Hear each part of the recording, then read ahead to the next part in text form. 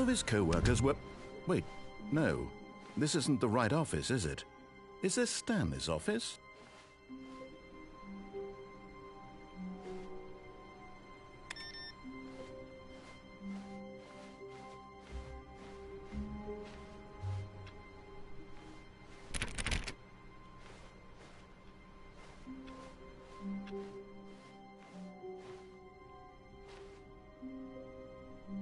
You contact. Oh, good. You notice my sign. Yes, I have something very exciting to show you.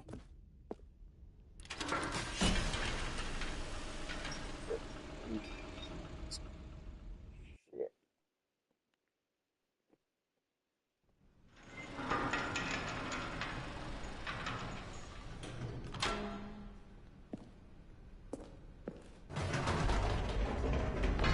You see, Stanley, I've been reflecting on the Stanley Parable and about how roundly disappointing this ultra-deluxe version has turned out to be.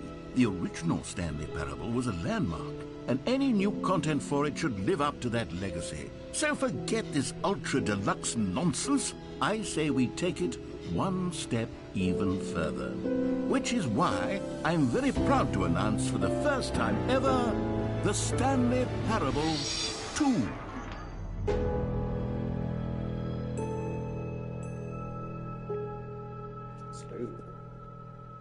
Yes, you see, isn't this far superior to a measly port with a few minor additions? Think of all the new territory we'll cover with a fully fledged sequel. An entirely new experience, built from the ground up.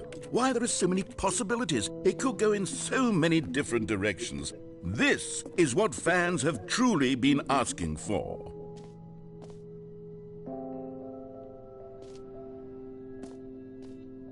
Calling it the Stanley Parable 2 is just so much catchier than Ultra Deluxe, don't you think? Ultra Deluxe? What does it even mean? But the Stanley Parable 2, now that's an artistic statement right there. It's future-oriented. It screams progress and innovation and long-term franchising potential.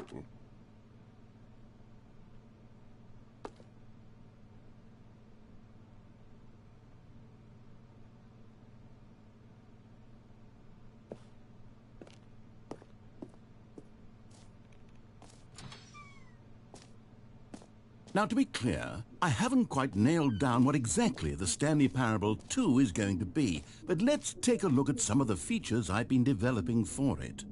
I figure that if I can loosely organize a handful of interesting concepts, that surely the game will sort of naturally spring up around them. It'll all work itself out. Game development is much more of a fuzzy magic than anything scientific or logical, really.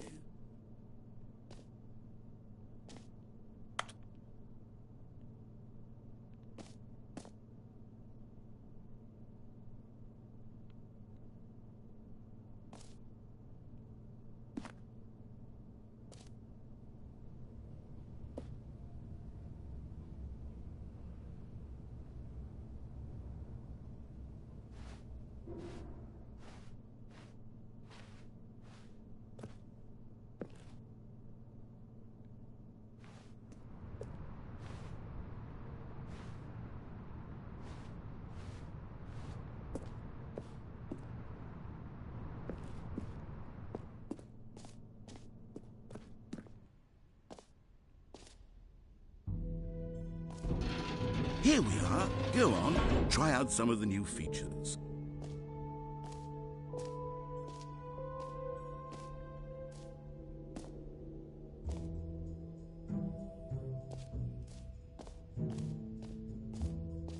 For the Stanley Parable 2, I asked myself, what do players really want?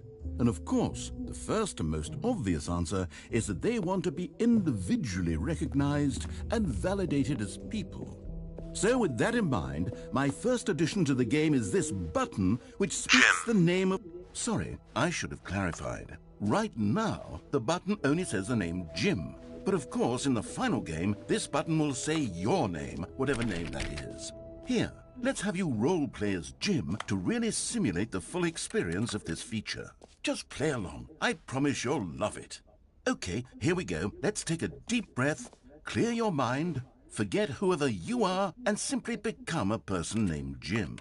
Jim. Whoa, hold on. I wasn't finished setting up the backstory. If you don't properly roleplay as Jim, then you'll never understand the impact of this button. Otherwise, it's just a stupid button that says somebody else's name.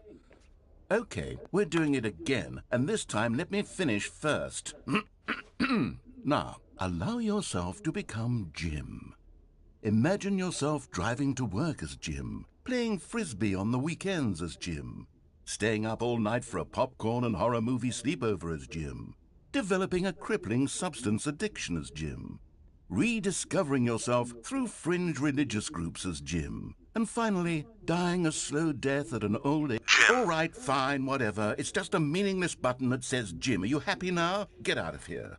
I'm done with this button. Why don't you go humiliate me in front of a different feature that I worked very hard on?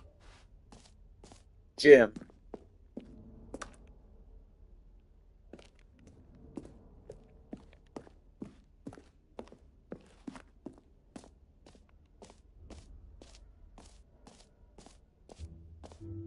Maybe I'll only let people named Jim play the Stanley Parable too. An epilogue would be fun, wouldn't it, Stanley? Yes, it will go at the end of the, well, we'll figure that out later.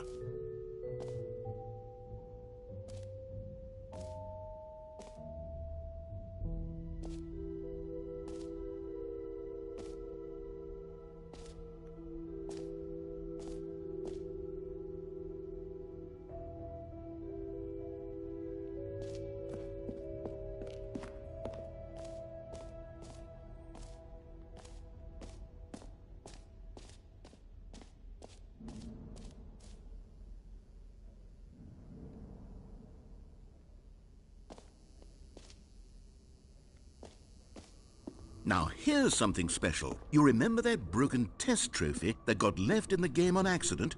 Well, I'm developing a technology to simply give you the trophy. Yes, you see, you'll come to this leap. Okay, perhaps I should have clarified.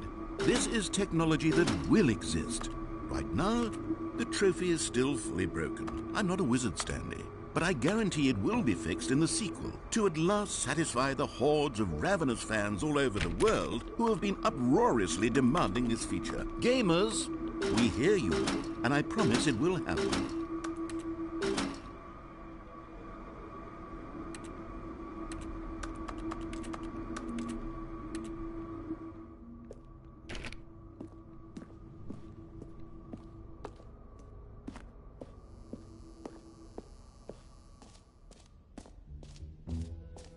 What else? What other exhibits haven't we seen yet?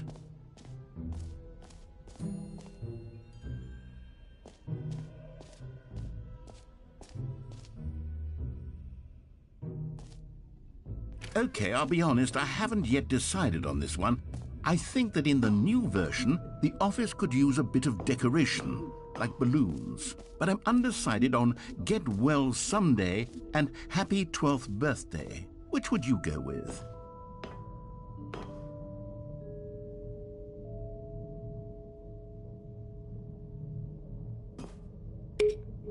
You know, sometimes when you solicit another person's opinion, it makes you realize that you knew which one you actually really wanted all along. Happy 12th birthday, step-niece, it is. Or actually, maybe I should have gone with... No, I've made my decision, we're moving on.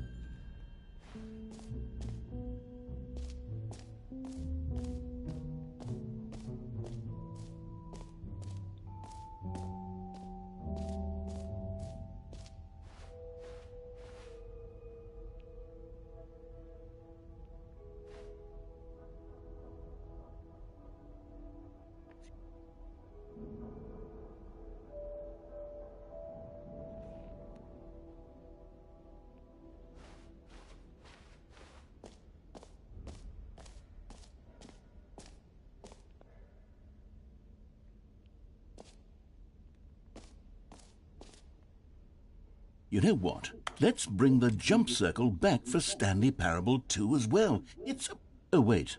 You already spent all your jumps the first time we saw the jump circle? Oh, well. I suppose it can just be a nice decorative piece, then.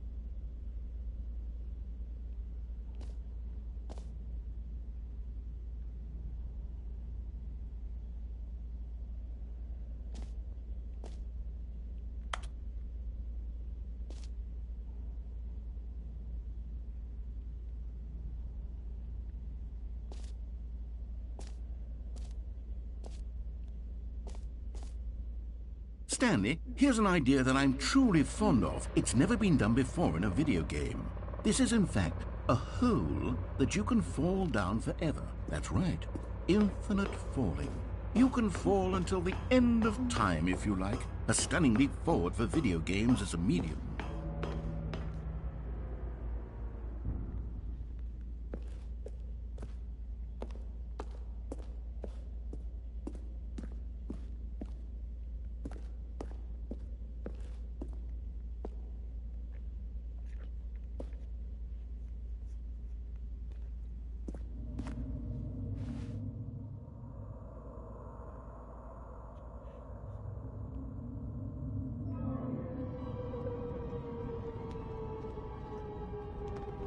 You see, isn't it wonderful?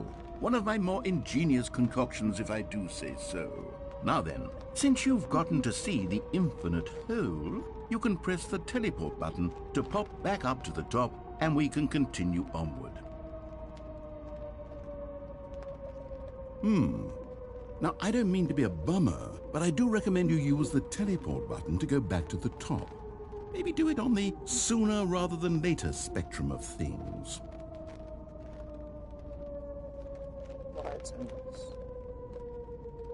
Okay, Stanley, I don't know quite how to say this tactfully, but it's possible that I slightly exaggerated the infinite nature of the hole. Is it a very, very deep hole? To be certain it is. It's an extremely deep hole. I don't want anyone to say that it isn't an astonishingly deep hole. It is. Is it infinite? Well, that sort of depends on your definition of infinity. From one perspective, Great! Now, I'm very excited to show you even more of my ideas for the sequel.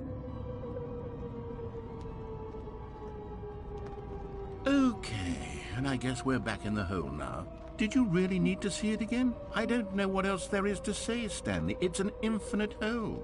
It's exactly what you're doing right now, but forever. There really are so many other fascinating exhibits that I prepared for you. I really spent quite a lot of time on all this, and I would very much like to show you some more of them. How about we go ahead and press that teleport button again so we can get back to what's really important about... Oh, goodness. Well, this is rather embarrassing, Stanley.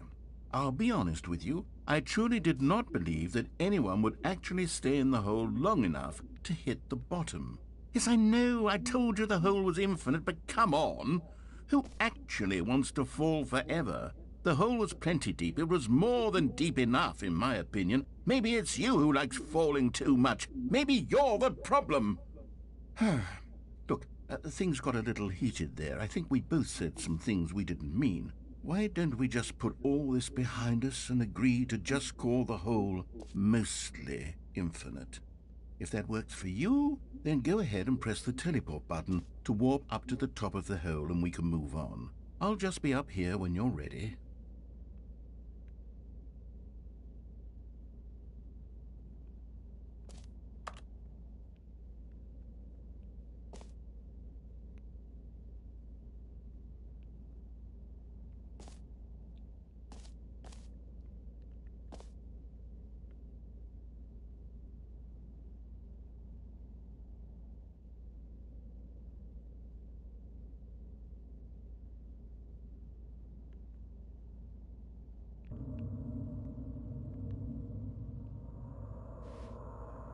Oh, for heaven...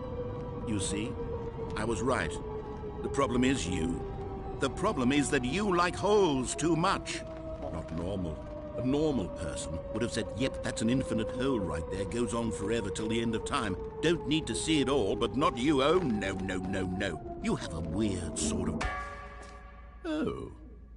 Did the hole seem even shorter to you this time? I couldn't help but feel like you spent a little less time in there than you did before. I mean, admittedly, I didn't make an infinite hole, but I didn't think it was that not infinite.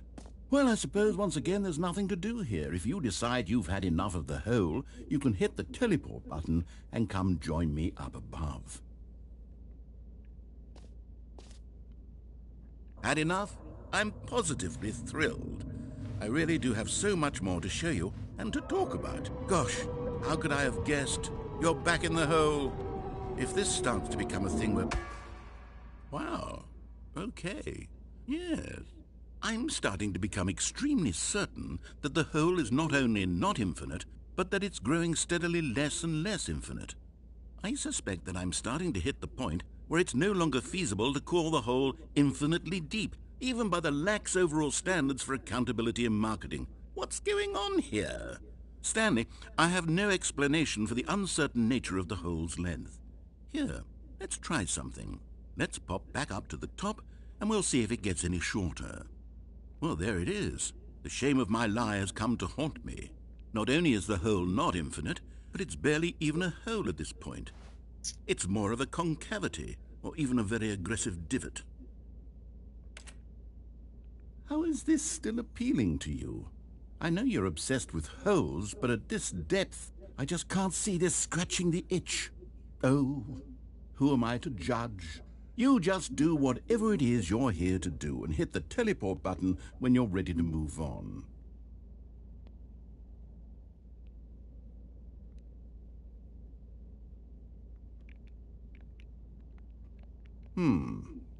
Is the, teleport button not working? You sure? Well, I mean, I really don't have an explanation. Still nothing? Well, I suppose there is one thing I can do to fix this. I'm out. Goodbye, Stanley. You couldn't bear to be away from the hole, and now you'll get more time with it than you could ever have asked for. It's a win for everyone. You get to be with the hole, I get to do literally anything else. Take care, Stanley. I hope you and the hole have a wonderful rest of eternity together.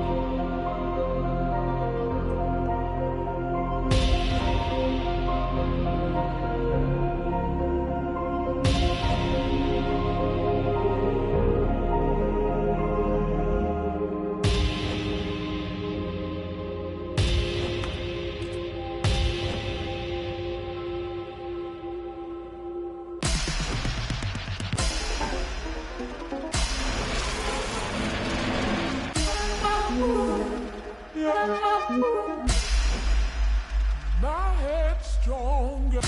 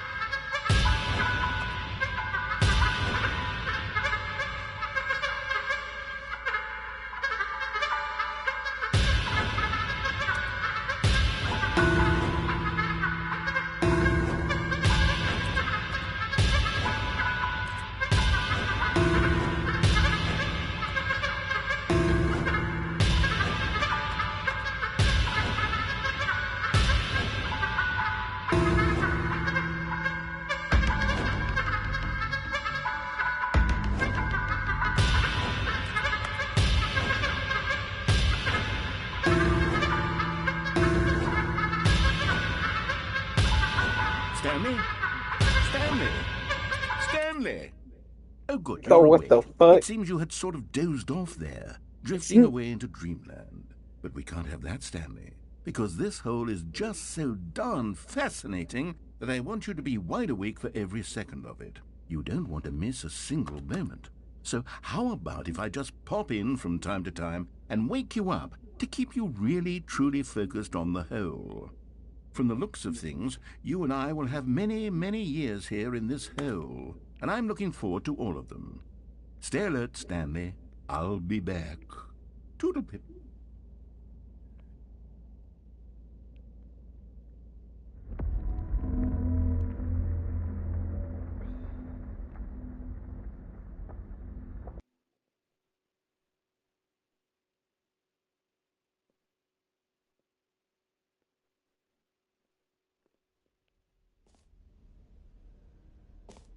Here we are. Go on, try out some of the new features.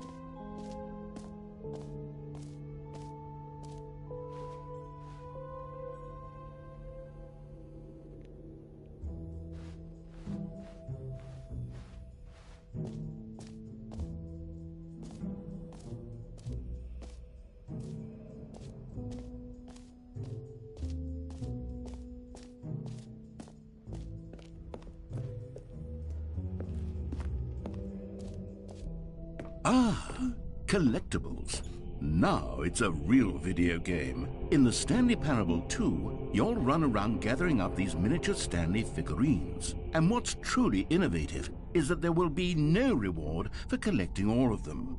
I don't want to stifle the intrinsic joy of watching a number go up. You simply collect all of them, and then you move the hell on with your unremarkable life.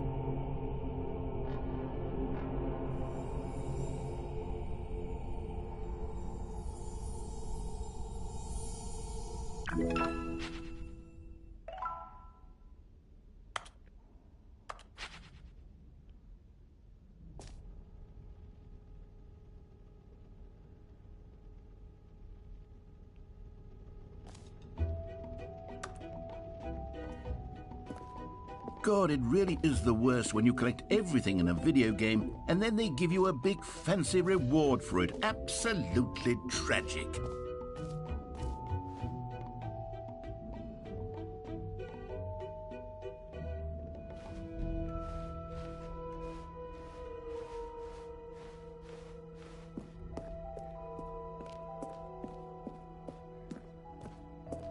Oh, goodness, Stanley, this is fairly awkward. I hate to do this, but before you leave, you really should go to the bucket exhibit. You see, there's a surprise I was going to spring on you later, and it involves the bucket. And I really do hate to break the illusion, but it's important that you go see the bucket, okay? All right, I'll get out of your hair now.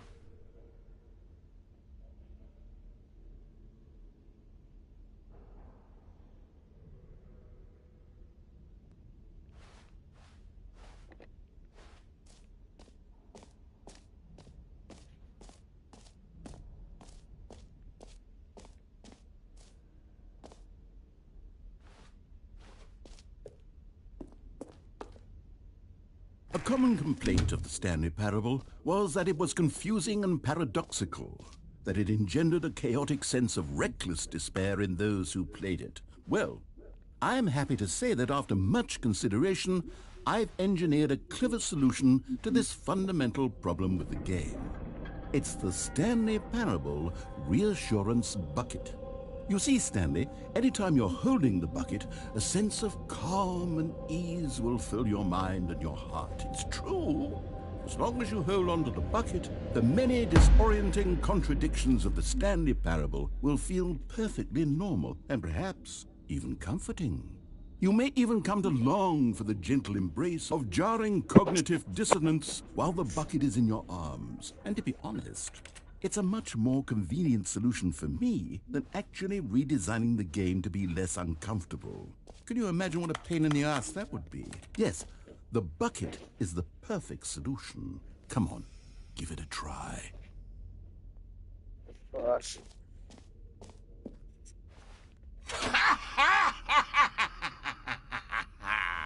Can you feel it? The glow of comfort, even in the face of crushing despair, must already be sweeping through your body. And in fact, can I say that I do believe the bucket lends you an air of charisma as well? I think that just holding it has made you the slightest bit more attractive as a person. The benefits of the bucket seem to go on, don't they? All this and more await you in the Stanley Parable 2.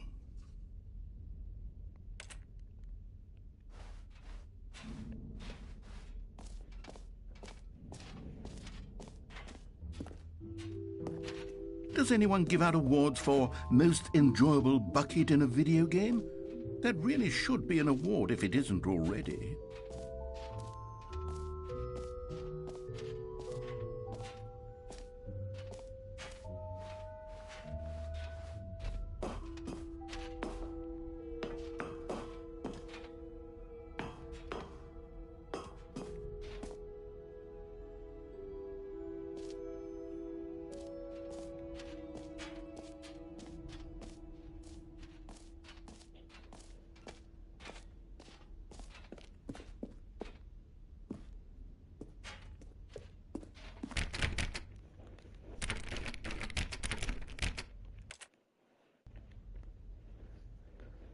I'm hungry. Oh, shit.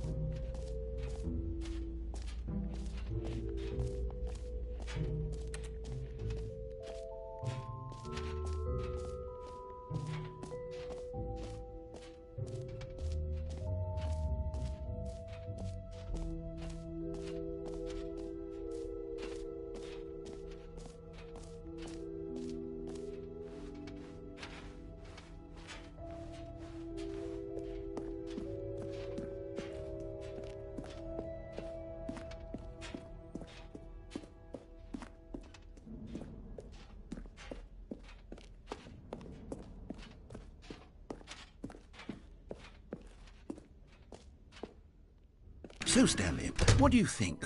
Do you like all of the new features? Yes, I know it's not exactly clear yet how exactly these features will come together as one single coherent video game, but I can feel it in my soul.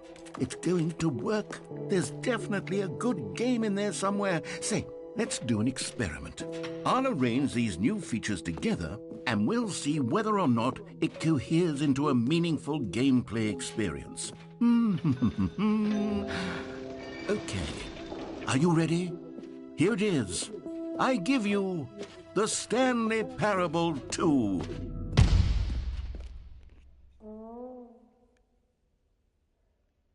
I mean, there's potential here, right? It's sort of... Okay, never mind. Hold on. Let me do a different arrangement. Okay, yes, this is much better. I feel good about this. Here we go. Version 2. Who am I kidding, Stanley? This isn't a coherent video game at all. It's a lot of gags. And I do very much enjoy creating gags, but they don't add up to anything. I wanted more than anything to create a sequel that would capture all the magic of the first game. I wanted fans to love it. No matter how good these gags are, they won't stand on their own. They would need the structure and the gameplay of the original. Wait, maybe that's it. I can take the original Stanley Parable and simply, well, insert a few of my new features into it. Tastefully, of course. With respect. With care for the vision and integrity of the original game. Would it possibly work? I suppose it could. But it would need a really, really tremendous title screen. A title screen that says with bold and uncompromising conviction, "This is the Stanley Parable 2." Let me see if I can whip something up. All right, perfect. Go ahead. Take a look. Oh, shit.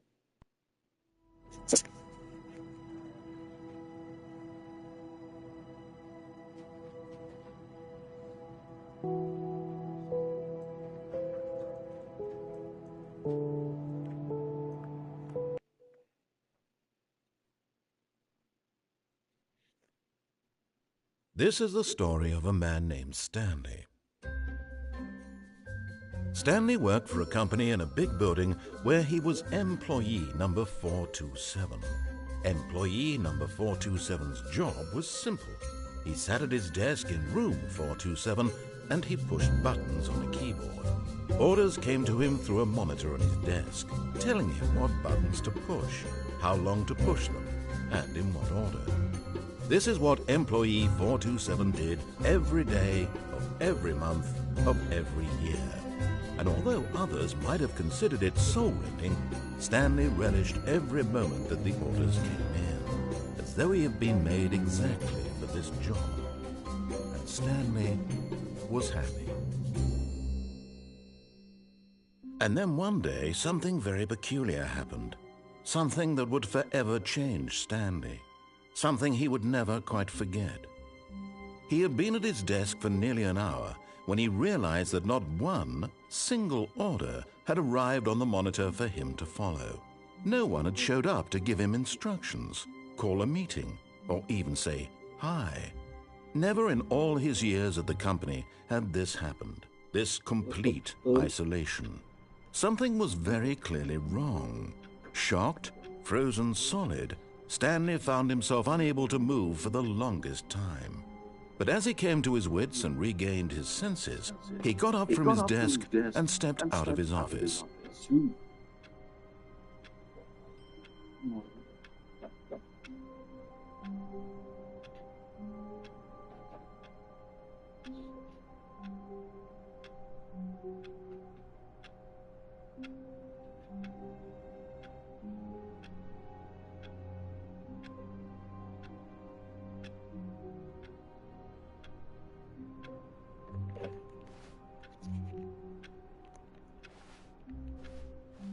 All of his co-workers were gone. What could it mean? Stanley decided to go to the meeting room. Perhaps he had simply missed a memo. Stanley felt the bucket calling to him, begging him to pick it up. Why was he not doing it?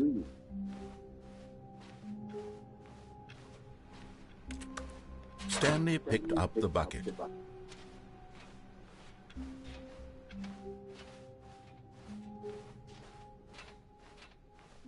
Stanley clutched the bucket tightly to his chest and entered the door on his left.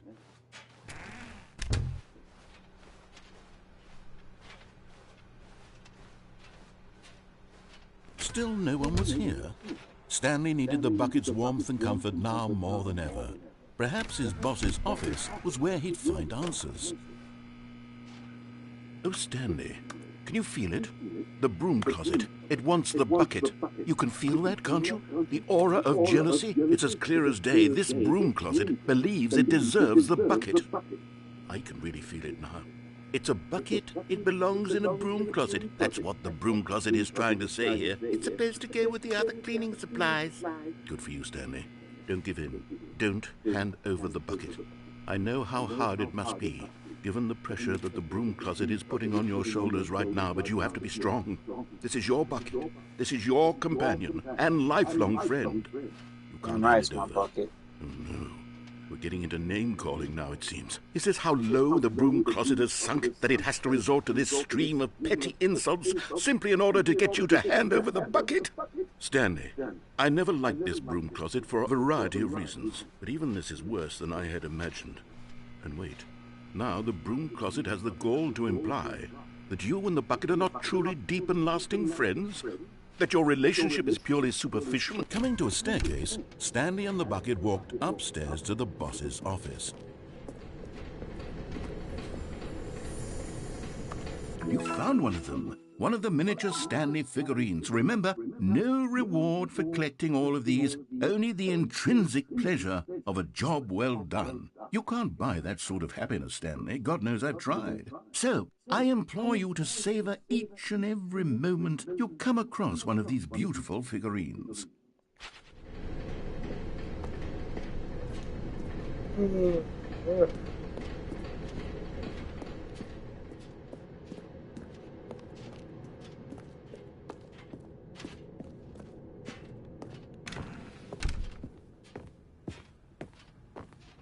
Stepping into his manager's office, Stanley was once again stunned to discover not an indication of any human life.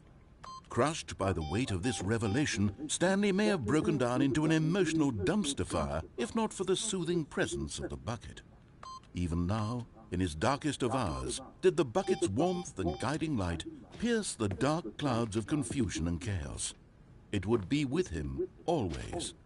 The bucket would, and he knew it. The two of them were inseparable. At this point, Stanley was so absorbed in the tender spiritual connection he shared with the bucket that he didn't notice the keypad behind the boss's desk. Nor in his bliss of simply being near the bucket did he have any notion that the PIN number for the keypad was 2845.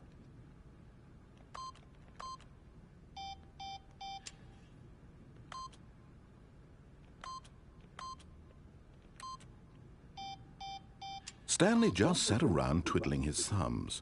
Trying to input anything on the device was useless, since he could never possibly know that the combination was But Stanley guessed the correct code by sheer luck. Was it that the bucket knew all along?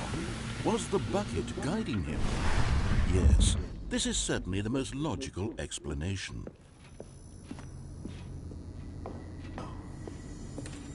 Another miniature Stanley figurine. This, there really must be a snappier name for these things. What about mini-Stans? Stanley figs. Or what about Stanlerines? Yes, I think I like that. Another Stanlerine under your belt.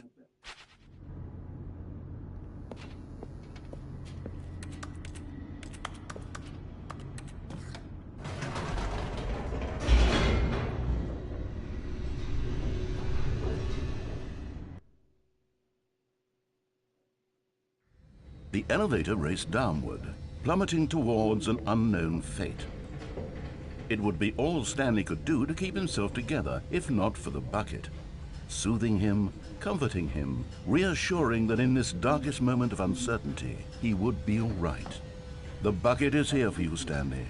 Everything will be fine.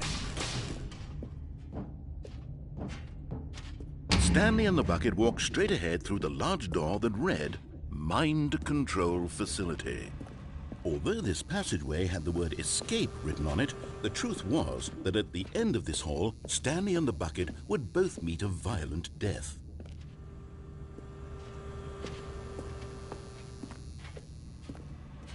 But of course, Stanley and the bucket thought better of it and realized they simply had too much to live for.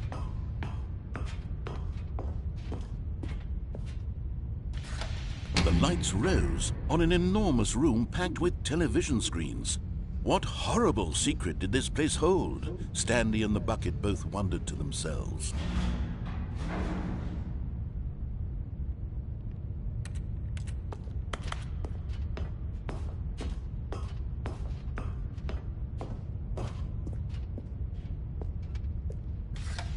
The monitors jumped to life, and Stanley nearly dropped the bucket in shock.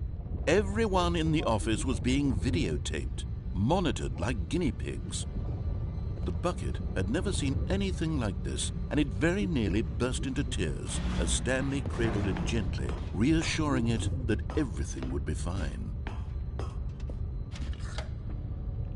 Was the bucket under the mind control facility's influence as well? Had the bucket been told to do things it didn't wish to do? What kinds of things does a bucket want to do or not want to do in the first place? These questions raced furiously in Stanley's feeble mind. No! He screamed into the bucket. He couldn't accept it. His own life in someone else's control, never! He squeezed the bucket tighter, his one friend in the entire world.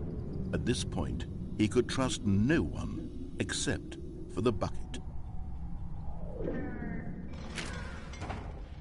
But here was the proof. The heart of the operation. Controls labeled with emotions, happy or sad or content. Walking, eating, working, all of it monitored and commanded from this very place. And as the cold reality of his past began to sink in, Stanley decided that this machinery would never again exert its terrible power over another human life. For he and the bucket would dismantle the controls for good, Two best friends, Stanley and the bucket, up against the world. They high-fived in a really cool way, and the bucket made a sassy comment about taking down the system. Hell yeah.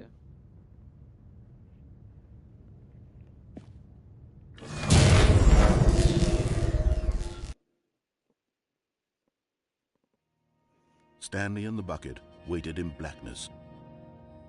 Was it over? Yes, they had done it.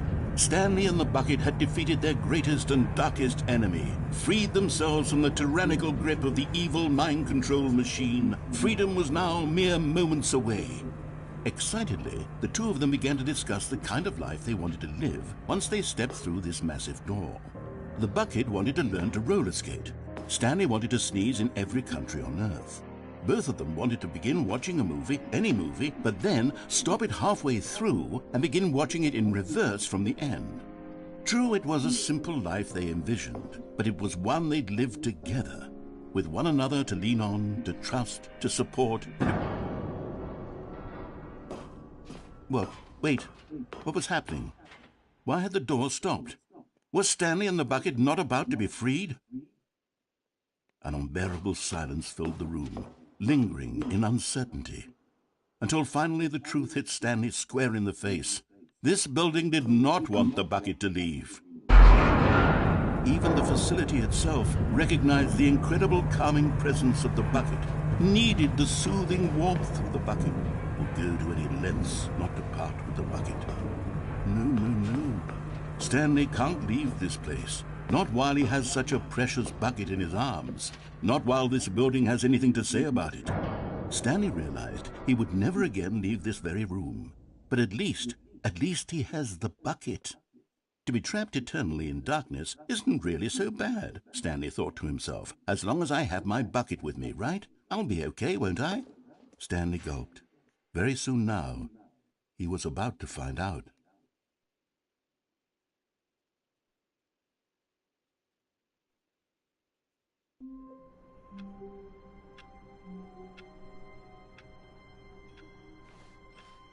Already this was uncomfortable, and Stanley decided that as soon as he found a new space he felt safe in, that he would never leave it again in his life. Stanley lifted the bucket into his arms, and a wave of comfort rushed over him.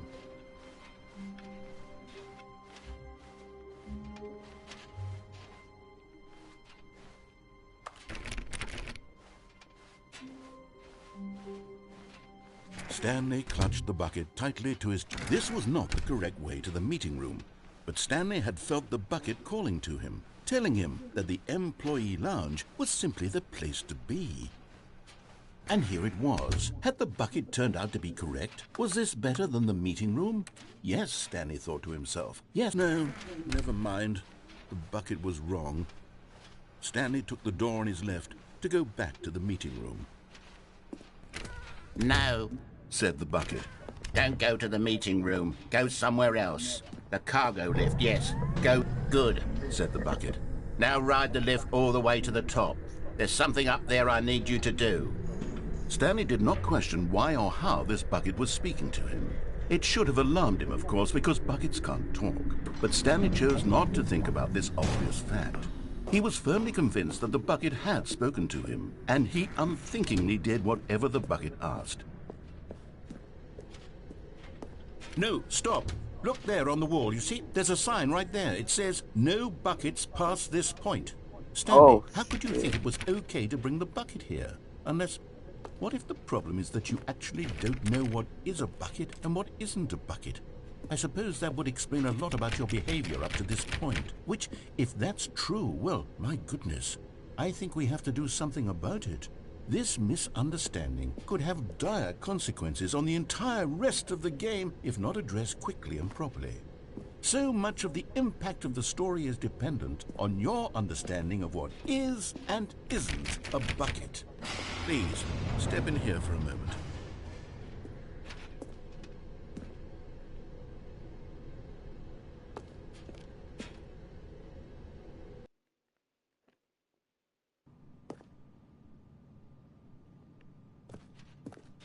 Now then, I'm going to run you through some test scenarios, and you'll tell me whether or not the thing I'm showing you is a bucket.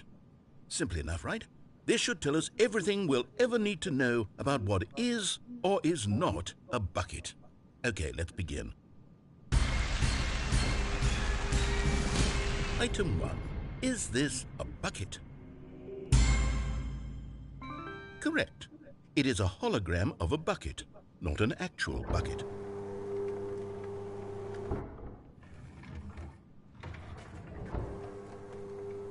Item 2.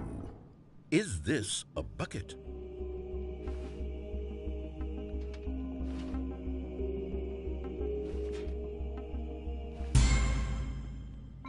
Correct. It is a 3D printed recreation of a bucket, not an actual bucket.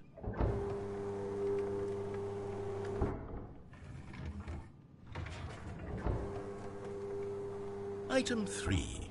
Is this a bucket?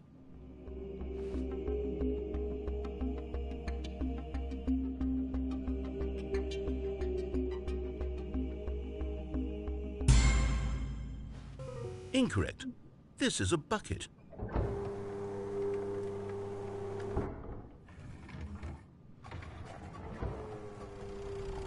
Item 4. Is this a bucket? What?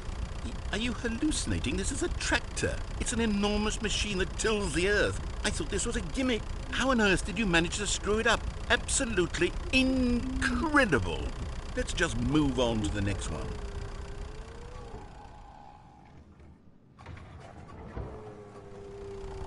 Is this a bucket?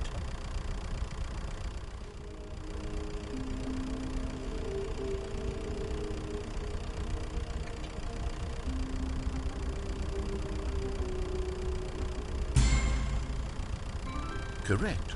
This is a bucket. Bitch.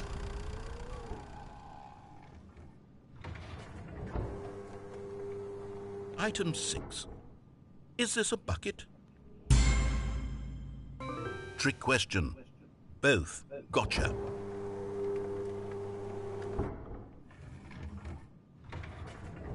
Item... Wait, hold on. I can't find the next one. Let me see. It should be around here somewhere.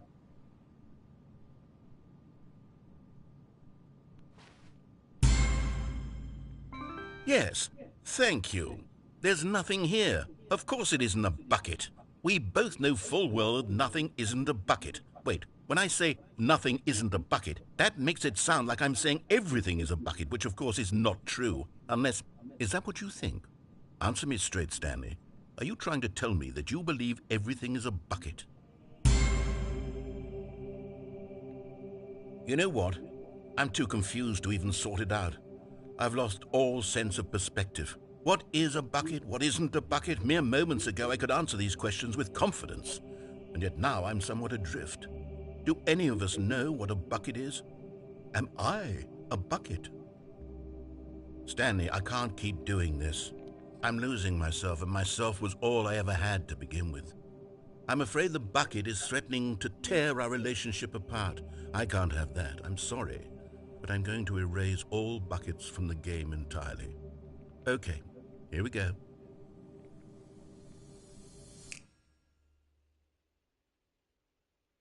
What happened? Is everything gone? Why did everything disappear? Wait, was everything a bucket? Every single thing in the game was a bucket. Oh my God, I had no idea. How could... Except me.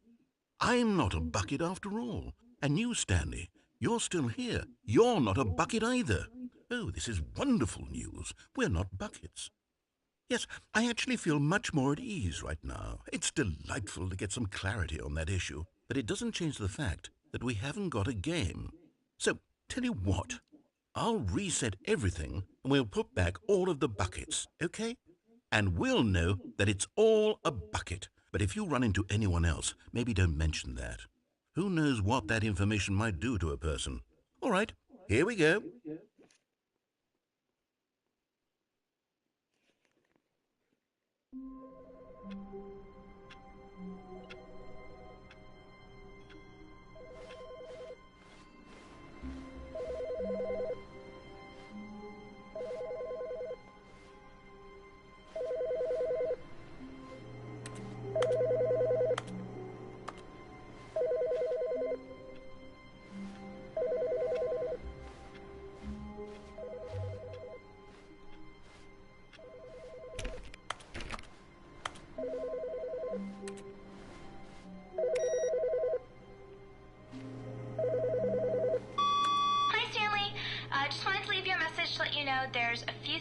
need you to pick up on your way home from work today. We need milk, cereal, dish soap, spaghetti, get a thing of sugar, some bread, and coffee beans, whichever ones you like. I'll give you a call if there's anything I forgot. Thanks, sweetie. See you tonight.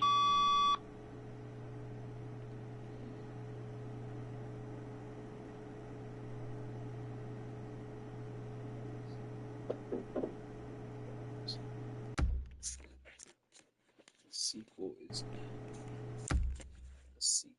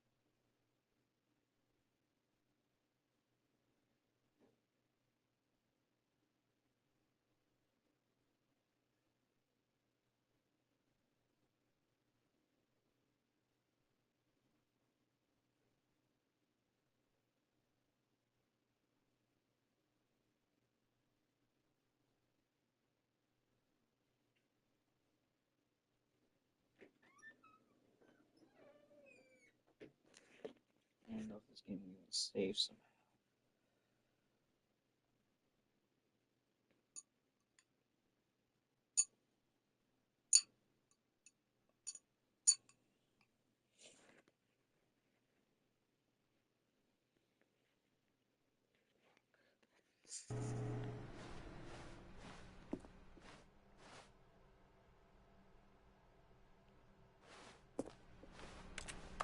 The confusion and the chaos all seemed to melt away as Stanley embraced the bucket.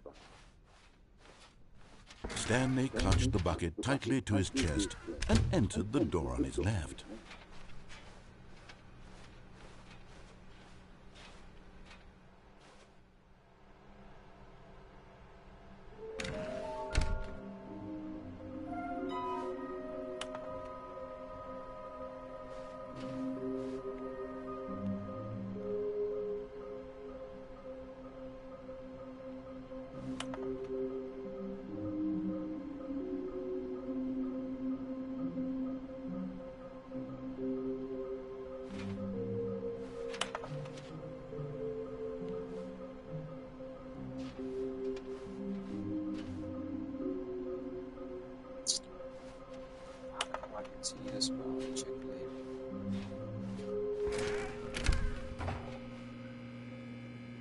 Oh, Stanley, can you feel it? The broom closet. It wants the bucket.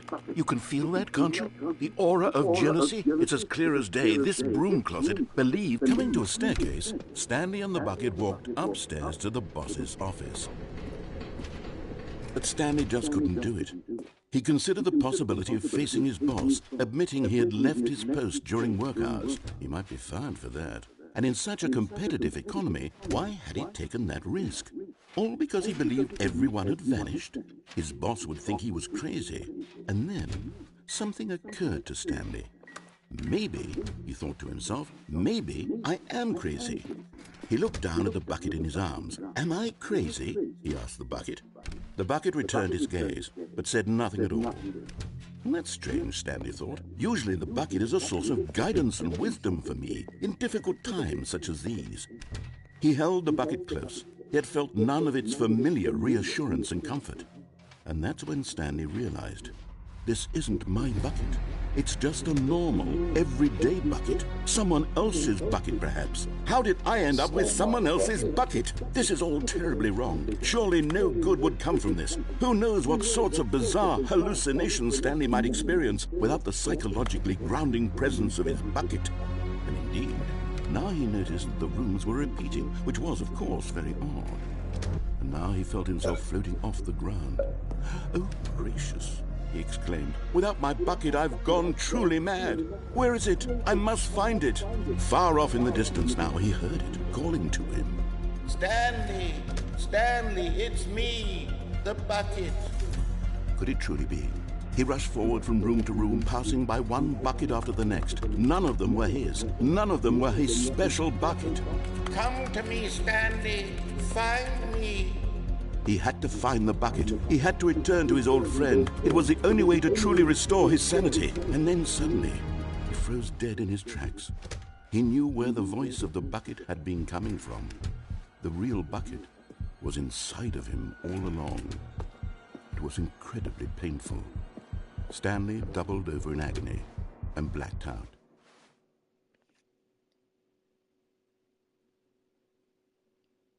This is the story of a woman named Mariella. Mariella woke up on a day like any other. She arose, got dressed, picked up her bucket of comfort and security, and walked to her place of work. But on this particular day, her walk was interrupted by the body of a man who had stumbled through town, talking and screaming to himself, and then collapsed dead on the sidewalk. Right away, she knew what the problem was. This man had no bucket. Of course he'd gone mad, ranting and raving about a narrator describing all of his actions and how everything is predetermined and free will is an illusion and it's all just a video game. It could all have been prevented if only he'd taken his bucket with him. Perhaps he didn't even realize he'd forgotten his bucket at home in the first place. How cruel the world can be, Mariella thought, and she hugged her own bucket even tighter. But of course, she had no time for this. There were a myriad of confusing problems she would soon have to confront at work, for which her bucket would provide absolute guidance and total clarity on everything. Heck yes, she thought to herself, my life kicks ass. And she backflipped all the way to work. Beat it.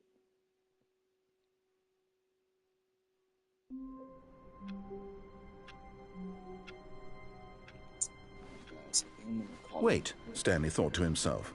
Am I sure that the orders stopped coming in? How is that possible? They never stopped. Surely I was mistaken. No, the orders were still missing. For now.